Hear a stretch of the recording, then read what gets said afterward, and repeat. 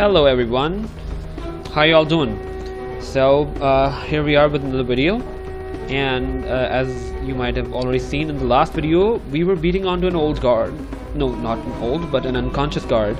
And now in this video we're gonna talk about some other cool stuff that involves interactions with other NPCs and gathering intel. Alright, so in the last video we left Alchemist's weapon in a critically damaged state. So the first order of the day is to get that weapon repaired, or he won't be able to face any other battles or any other guards. So, but fortunately, as you can see, we are right next to a forge. Now let's have a look at the weapons card. Okay, we seriously need a new camera because this one sucks. Right, so it's since it's a basic sword, it tells us that we need one direct to remove one negative stat from the sword. So one direct means one damage off of the sword. Okay, so after defeating the guard, we earned a fate token. Well, Horius earned it since it was his blow that brought the guard down. Well, the unconscious guard down. Oh, and what do you know? Already down. Horius gets to earn the XP too, because it was his blow, of course, that brought the guard down. So, the level of XP is dependent on the level of the guard or the enemy that you bring down. So, the higher the enemy's level is, the more likely it is to, for you to get a higher the amount of XP. So beside the XP, Horius has also earned a fate token, which is a very nifty token and trick in the game. So this fate token is sort of a randomized reward that you get upon beating onto any enemy. So the enemy's card tells you that you get either a fate token or any other kind of reward, or nothing at all. In this case, we were fortunate that we earned a fate token, and they're very useful. Fate token gives you these nifty perks that you can use during the combat or your move. They can be used only once per turn, and they entail things like rerolling the dice or extra aim dice and so on. So yeah, if the more you have them, the more better it is for you to come on top during a battle. So you gotta catch them all. Sorry about the Pokemon reference. You get the idea. You collect fate tokens and you use them strategically during tougher battles. So let's continue where we left off, and the guard gets to take his turn, which is 1 and 2. But the thing is, he's right across us. But fortunately for us, there's NPCs in between, which is gonna muddle his line of sight. If more than 2 NPCs or civilians get to stand in your way, you create a crowd, and you don't get to be caught or be attacked by him. Which is the same way the trees and the buildings work for the game.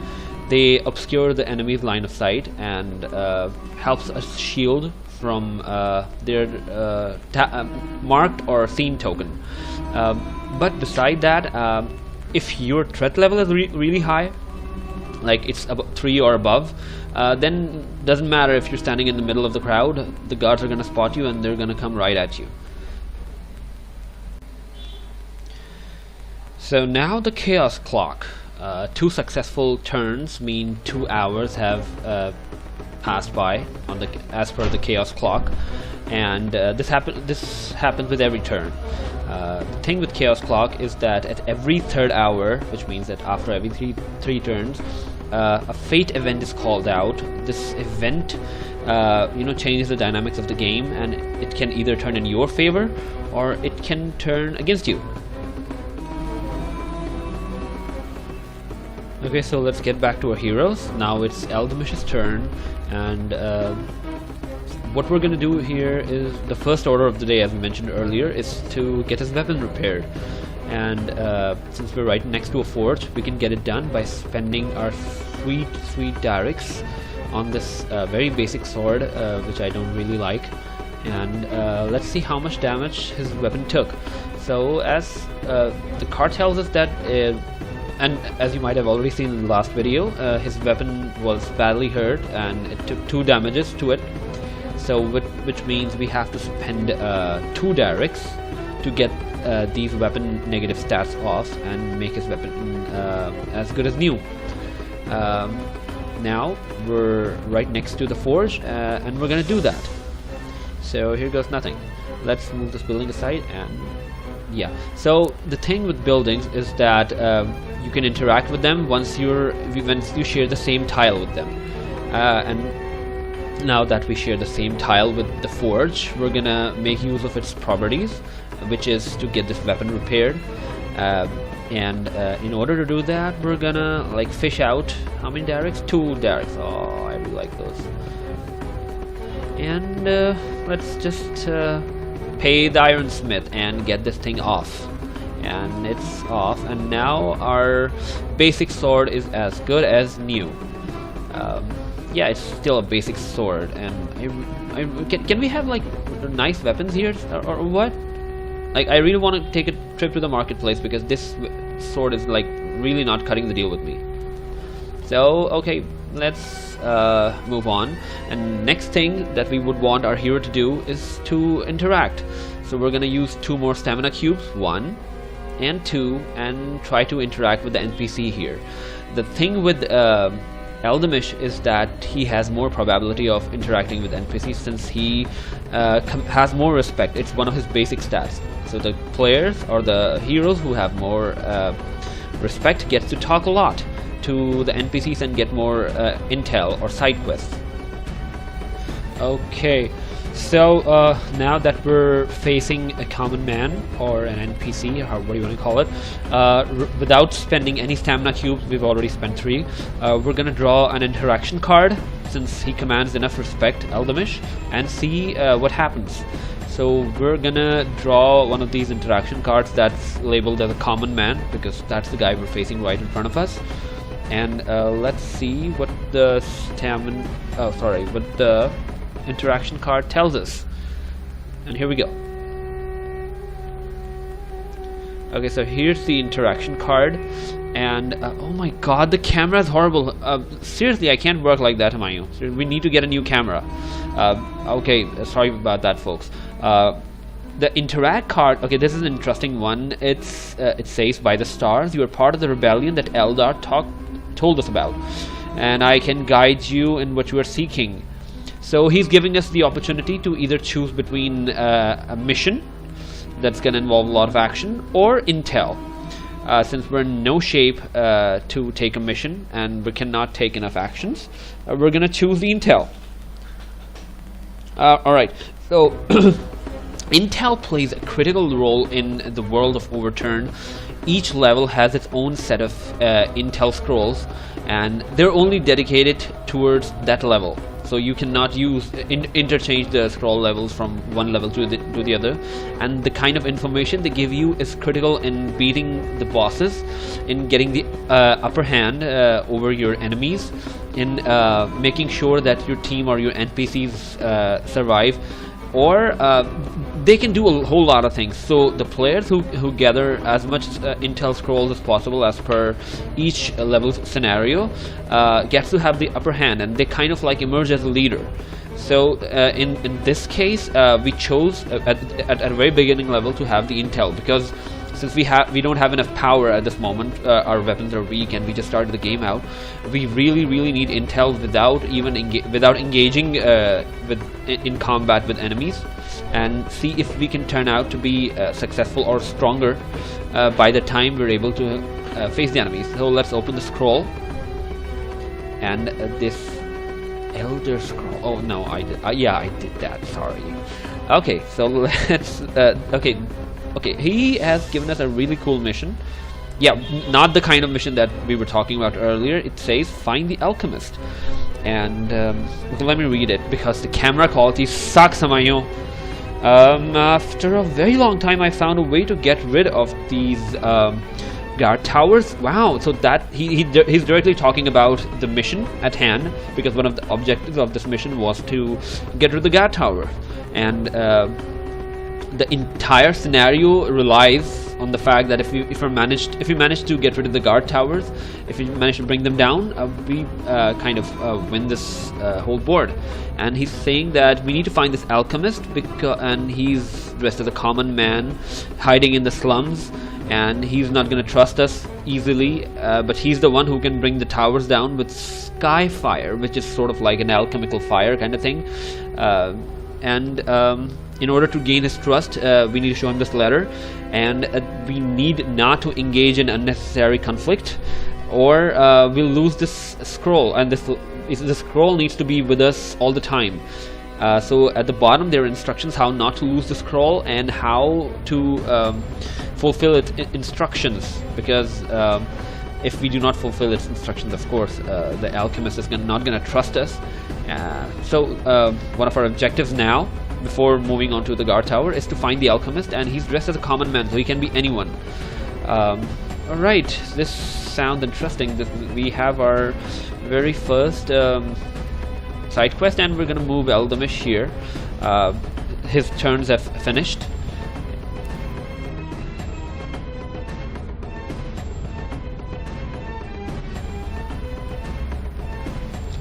Okay, so now it's Horio's turn, and we have a choice. We can go our separate way, level up, find out, kill more enemies, get the objective tokens, or we have the opportunity to help out Eldamish in fulfilling his quest, because the scrolls are character centric. So if your hero gets a scroll, only he gets to fulfill its requirements. And since the scroll is very important for the scenario to be finished, we will want to help him out. And in order to do that, we have to find out the alchemist that is disguised as a common man. So here on this board, since we're still in the slums of the Shbara here, there are 3 common men, the figurines of common men that are over here, and we have to find out if any one of them is alchemist. So we have one right over here with which we interacted and got the intel. Then we have this guy over here. He's brooding solemnly and looking somewhere in the distant horizons. And then this mysterious guy, he just looks mysterious because he's not facing us, and he's like hiding behind this shanty. But yeah, any one of them can be the alchemist. But the deal is there are a lot of dangers on the board right now. The inactive guards aside, there is an active guard right over there, and he's like 1 or 2 blocks away from us. And since we are directly in his line of motion, and the character Eldamish already has more respect, so the guard is gonna gravitate towards him. He's gonna move towards him, and that's gonna create some sort of a conflict or combat situation, and we really don't want to get into that right now without any backup. So we're gonna move Horios closer to Eldamish, so that they could have this, a co-op thing where they can beat the guard. And yeah, the guard is gonna like move right next to Eldamish, because this is how it's gonna work out, since the Eldamish commands more respect. Guards tend to hit people, or tend to hit the players that have more respect, and that's how it's decided. So people, the player with more respect gets to be hit first by the guard. So you get the idea. You command more respect, you get hit. So don't be, disrespectful and be a scum, and nobody's gonna hit you first. And when you get hit successfully, or you get beaten by a guard, you get to lose a respect token. In our case, it's very important to have the respect thing, because Eldamish is gonna do a lot of interactions. So we're gonna move the guard here, and he's gonna stand right in between us. And yeah, he's like just there. And his turn encompasses 2 actions. Once he moves, and if he directly falls under the same tile with our heroes, the combat ensues, and he gets to take a turn. And since Eldamish already has more respect, so what's gonna happen is that he's gonna hit him first. So let's look at the guard. He's a level 1 guard, and he's not that much of a badass. he commands it's like 6 HP. Yeah, and he's pretty much, you know, the standard run-of-the-mill guard, and beating him is not gonna be as difficult as the previous guard that we looked after. So but since it's guard's turn, so it can turn either way. If he starts the combat and if he lands a fatal hit or a hit to the head or something like this, we're done for. So what we're gonna do is it's a standard guard, so he comes with, you know, 1 aim and 1 you know, a standard die for the hit thing, and we're gonna just roll the dice here and see what happens. He doesn't have any additional dice, it's card doesn't say, so here we go. And he kind of crippled Aldemish, that son of a bitch, you know, hit an old man, and it's like in a leg, you know the cliched cripple old guard loyal to the king. And yeah, so these are 2 hits to the leg, and yeah, that Aldemish doesn't seem like he's in a very good place. He has a quest to fulfill, which is critical to the mission, and yeah, we have no choice but to put these negative damage cube, or this damage cube, on his deck. And yeah, I said deck, not the dick. Sorry. Yeah, so it's gonna slow him down, and we have to rely. Okay, so 3 turns in total have been taken, which means the chaos clock strikes 3, and a event card, a fate event card, has to be called up. But before we get into that, one thing I forgot to tell you is the guard behavior thing. The guard that we're facing right now has this character trait which says that he can be bribed or you know, bought off. We obviously didn't consider that, but we're gonna get more into combat side at this moment. So but let's put that aside and move the chaos clock hands, and it's 3 p.m. a.m. whatever, depending on what time zone you live in. And we're gonna draw a fate event card which says that it's gonna be a closed market. By the order of the Hawk, all the markets will remain closed until the next event card is drawn. That's a bummer, because in between, if we need to buy more weapons or any other items, which we definitely will, we will not be able to move back to the market. So the clock will have to move towards to 6 p.m. a.m. depending on your time zone, in order for us to actually go back to the market. Alright, so let's back to Aldemish now.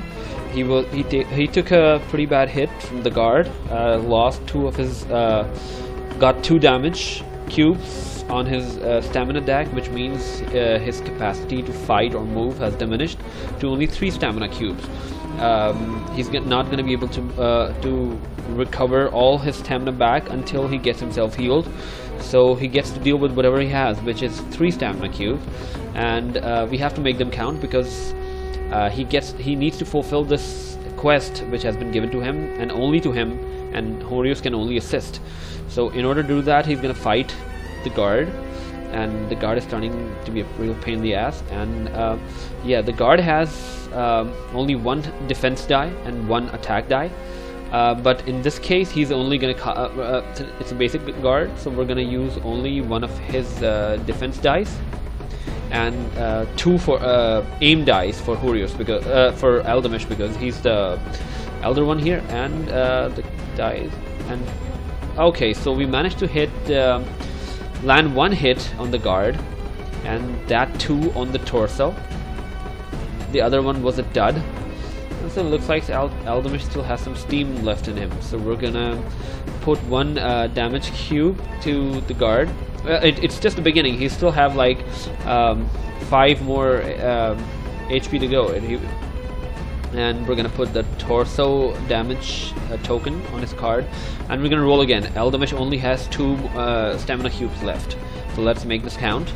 And here we go. Okay, this doesn't look nice, because we landed 3 hits to the head and he managed to block all 3 of them, which is not looking very good. So we're gonna roll again, and that's Aldemish's last stamina die, and he's gonna be sitting duck here, and there we go. Okay, so we managed to land 2 hits. He blocked 1, and the other one, so the 1 hit that was landed, it's on his hand, his arms. That's a good thing, because 1 hit to the arm or hand means the enemy gets to lose his defense dice, so he won't be casting it in his turn. And yeah, that though we only managed to hit 2 hits, it's strategic because he's not going to be casting his defense dice. So now we're back to Horios. Horios is as you can see, is good with long range combat. In the last video, we managed to use 2 of his arrows to bring the guard down. So we're now left with 3 arrows, and he also gets to have 2 aim dice because he's a seasoned archer. So we really need to bring this guard down really fast. So we're gonna cast his dice and see if we can bring the guard down, which and the guard is not gonna be casting his defense dice, so that's an advantage we created for our good old Horios, and he's gonna get the XP once again. And the guard has, of course, as the hand shows, that he doesn't have any defense with him, so it's gonna be a walk in the park. Last time we were hitting this unconscious guard, and now we're hitting a guard that doesn't have a shield. So yeah, it's like shooting duck in a barrel, fish in a barrel, or duck in a barrel. How do you say this? Like, I'm kind of mixed with this. So all right, let's just cast our dice. No guard defense dice this time. Here we go. And okay, so 1 hit to the torso. And yeah, we choose 1 torso thing and 1 yeah. So Horio still has his stamina cubes left. He's pretty young, and yeah. So let's cast the dice again. Let's roll the dice again. Okay. So so now we managed to land 3 hits, and the guard is down, both to his arms. Horio saves the day once again. Yeah. Even though Aldemish was the one who severely weakened him, this would not have happened without his thing. He's old but useful, and the guard is down. And oh look, the guard is a human being, so we don't have to worry about him being an ifrit or a possessed thing. But it's good. It's just a human we managed to kill. We're so happy about killing a human. Okay, so yeah, so the guard is down. We don't have to worry about that thing anymore. All the active guards that were following us or moving on the board have been taken care of. So we're only left with the inactive ones that are gonna spot us if we get into their line of sight, which we're not right now. So we're gonna focus on getting the alchemist. And yeah, so the chaos clocks move 1 hour again because all 3 turns have been taken. And the negative effect for the hit on the leg for Aldemish has been taken away. He can move now without costing too much stamina cubes, since it was his foot that was injured. But the negative or the damage effects, the damage cube still will be a part of his stamina deck until he doesn't get himself healed up properly. And until that happens, he only gets to have 3 stamina cubes out of 5. So out of those 3 stamina cubes, what we're gonna do is we're gonna make Aldemish move and make him talk to interact with one of the NPCs sitting, the guy who gave us the mission exactly. Maybe he can be an alchemist. We just need to check it out.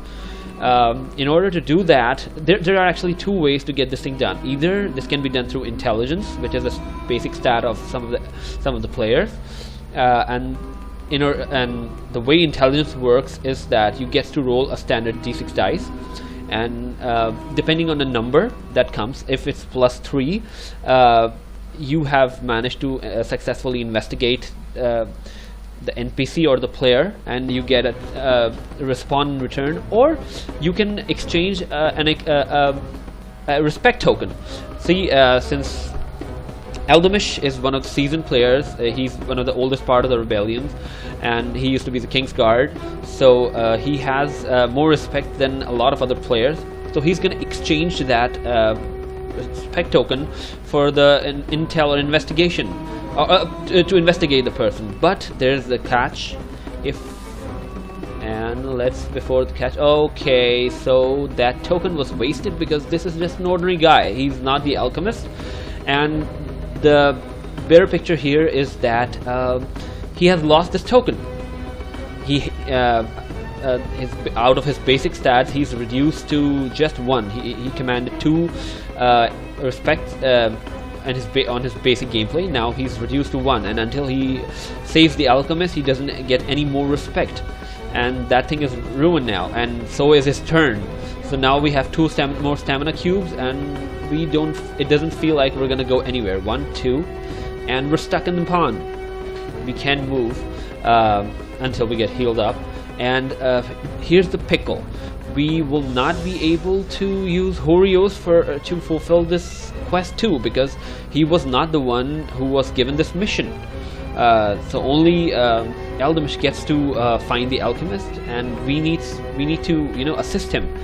So what we're gonna do is we're gonna try to get more intel or information or whatever it is by interacting with the NPCs here. And so now back to Horios, and he's gonna interact with this lady because we would really want to be close to Eldamish since he's in a weakened state. So we're gonna use the interaction card and see what she talks to us about. And okay, where are the interaction cards? Okay, there it is. So the common lady says, hey, do you want to buy something? Draw 5 random item cards. Sorry, that was a bad impression. But yeah, she turned out to be some sort of a mini mart, and she is offering to give us some items that we can use later half of the game. Of course, not for free. We're gonna have to spend money on that. And we can draw 5 random item cards. So let's see what 5 random cards we get and what we can buy out of that. It's not like Horios needs a lot of stuff except for a few arrows, because we might only have 1 arrow left. Okay, so we get this decanter, which is not for sale. We get this leg of mutton, an apple, medicinal flowers, and yeah, and this cloak, which is kind of like a great thing when you want to use it for stealth, but it's kind of expensive right now, and we had lost all our directs in purchasing that stupid bow. So we're in order to be safe and to have health related items to handy, we're gonna do is that this leg of mutton looks kind of good, but it's still raw and still cost a lot of directs. We don't have that many with us right now because we're of course rebellion, not thieves. So what we're gonna do is we're gonna buy apples. 1 apple a day keeps the no, that's the medicinal plant. Yeah, 1 apple a day keeps the doctor away. So even though he's in a very good state right now, 2 directs to have a health replenishing item is not a bad thing. So we're gonna pay the lady, and we're gonna keep the item cards next to her. So until this turn doesn't end, all the active players, the heroes, can actually purchase the items. After the turn has ended, these items are gone, and she can be interacted again, and she can turn out to be a different person. So here's the deal now. If you look at the board, a lot of active soldiers have already been taken care of. We were only looking after 2 here boulders earlier on, and so the coast looks clear, and we can actually speed up the things and interact with the NPCs and find out the alchemist. This will not be the case in the actual scenario when you guys get to play the game, because it'll be much tougher. There'll be a whole lot of Barahir boulders, and you will have to fight your way through just to get this thing done. But we kind of hasten the process. So in doing so, entire 3 turn, another turn has finished. So we're down to another hour. And after one more hour, we get to draw another event card. But thanks to that mini mart lady, we are already good on health related items. But the turn has ended, so we're gonna get rid of those derricks and those health related and those items out of the board. So now the players will have to interact with her once again to see what she has in store for us. Either it can be in intelligence, it can be anything. It doesn't have to be. She doesn't have to be mini mart all the time. So we're gonna use the stamina cube of this alchemist, and we're gonna use again one of his health respect tokens to interact with the NPC that's right in front of us. We already lost one respect token because the guy turned out to be an ordinary person. We lose more respect tokens, we're gone. We cannot use the intelligence because he hasn't developed any stats for that yet. So we're gonna use that respect token and we're gonna flip the person, and look what we have. Okay, we found the alchemist. Yeah, this is good. The alchemist right there, that's his symbol. That doesn't, it may look like you know, a bottle of soda, but yeah, he definitely is the alchemist. So what we're gonna do is we're gonna draw the scroll with the symbol of alchemist on it and see what intel he has to share with us. We're fortunate that we managed to get 2 intel scrolls in this single playthrough. So I think, okay, let's draw. Let's see what's it got. I'm kind of excited right now. Okay, it says how to destroy the guard tower. It's your very handy guide to finish this complete mission and destroy the guard tower. You could do that guns blazing. You could just do that yourself, but that would have made things much more difficult. So we have to do it the way Alchemist is telling us. We have to take him to his lab, which is crawling with guards, and it also talks about oil bombs that will be used to create the mythical skyfire. Yeah, we're gonna get on to that part later because we really don't want to destroy that guard tower. We want you guys to destroy that guard tower and face the boss himself. So I think in terms of everything that we're doing in today's playthrough, that's pretty much it. There are a lot more things you can do on the board here. The buildings, we've been getting a lot of questions about NPCs, how they behave. Do they run away or something like that? No, they don't. You just use them to, you know, obscure the line of sight of the enemies and get to interact with them and find out a lot of different things. The buildings, on the other hand, play a lot of useful elements, including the trees. All the items like the terrain or architectural items can be searched, and they can give you varied results. The tree, if you look at their base, can give you advantages or disadvantages, or even this well, it can be used to replenish your stamina if you have lost it prematurely. And the stack of boxes, they can be searched to find hidden items, treasures, dead bodies. Yeah, you definitely get to find dead bodies here. It's a pretty violent game. And the buildings themselves, they can be used as you know, hideouts, or if you search them, they uncover a lot of secrets that you'll get to see in the once you get the game and you get to see the cards and all the information that you get along with it. You'll see that these buildings serve a purpose. They're not just here for decoration or to you know, obscure the line of sight.